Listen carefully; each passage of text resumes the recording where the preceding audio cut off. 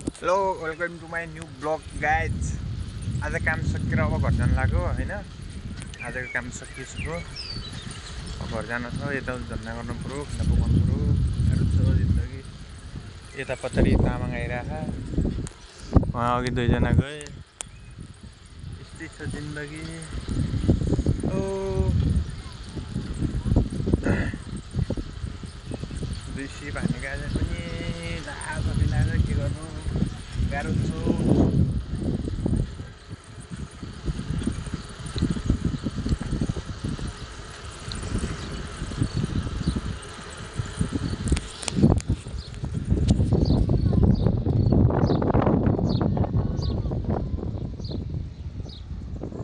मालो मालो